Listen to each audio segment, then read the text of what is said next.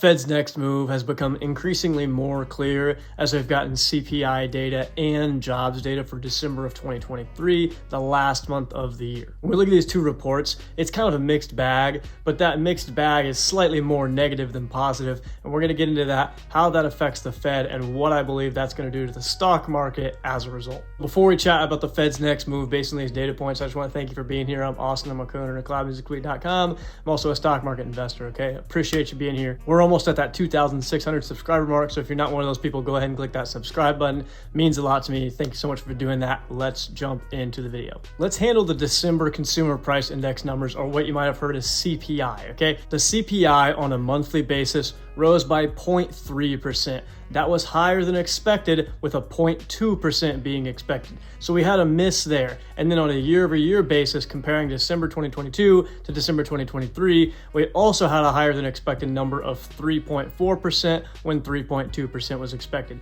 So not a great CPI report, and the stock market had a weak couple next days after this report came out. But there are two good things about this. Number one, we're still in the mid threes, so inflation is stabilizing. And number two, core CPI, which strips out food and energy prices, was still below 4. It was also a miss. Expected was 3.8. We had a 3.9% increase in the core CPI on a yearly basis. More than half of the rise in the core CPI was due to higher shelter costs at a 0.5% increase on the month. And then a lot of the CPI in general was driven, actually, believe it or not, by increasing car insurance rates. That's not going to be sticky. I don't think that's going to happen again in January 2024 or February of 2024. Here today, gone tomorrow increase, in my opinion. One-off type situation. So in a really short summary, the CPI was mostly bad, but there's a couple things to be somewhat excited about as we move into 2024 as it relates to these CPI numbers and what the Fed's going to do as a result of them.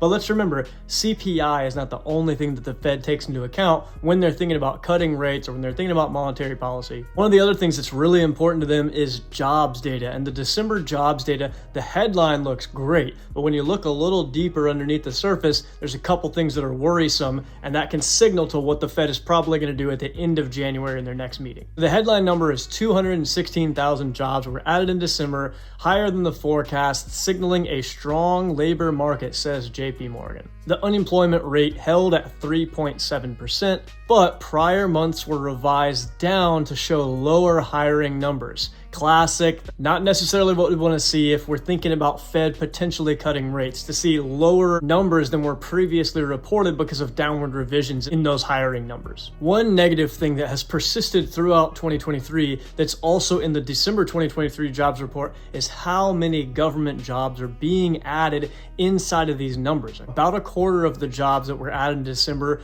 were government jobs. 52,000 government jobs were gained last month, and on average in 2023, we had 56,000 government jobs gained every single month. That's well over double the monthly gain that we had in 2022 of about 23,000 jobs in the government space. Not to turn this into a huge conversation about fiscal policy and monetary policy, but monetary policy is not the only thing that affects inflation. Fiscal policy also can be highly inflationary. And since we're seeing more and more government jobs get created, of which almost all are non-productive jobs, meaning they're not directly responsible for producing goods that are bought and sold in the free market. This is just another way that we're kind of screwing ourselves over as it relates to inflationary pressures on the citizens, on the consumers, on the regular everyday person like me and you. When you have a Fed that is tightening and they're trying to have tight monetary policy, but you have loose fiscal policy at the same time, the Fed has to step in and talk to government officials and say, hey, you're not allowing us to do our job appropriately. You're slowing down the process of our tightening process, of us bringing down inflation through quantitative tightening by being so loose with the fiscal policy. Of course, Jerome Powell would never do that because he wants to keep his job and he wants to keep everyone happy, but that's really what needs to happen.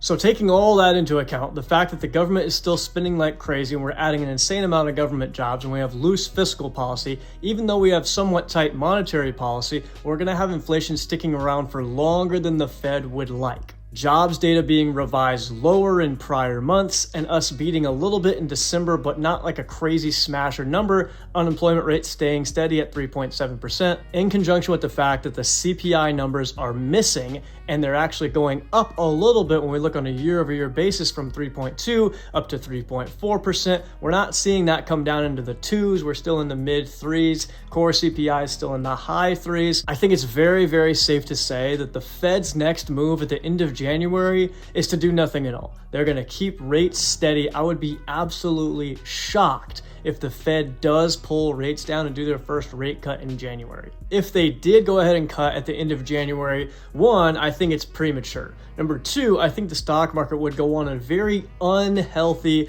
hopium hype rally for maybe a few months, or at least 1 month, until they hear the Fed talk again, they have another meeting again. I don't really want that to happen. I would rather a market that is focused on fundamentals and tracks along with fundamentals rather than a hopium and hype based market. So I really hope that they don't cut in January, to be totally honest. I hope they hold steady and we get a few more months of CPI on a year-over-year basis coming down to maybe 3.3, 3.2, 3.1, maybe dropping into the high twos before they do that first rate cut. I think that's what would be the healthiest for the US economy.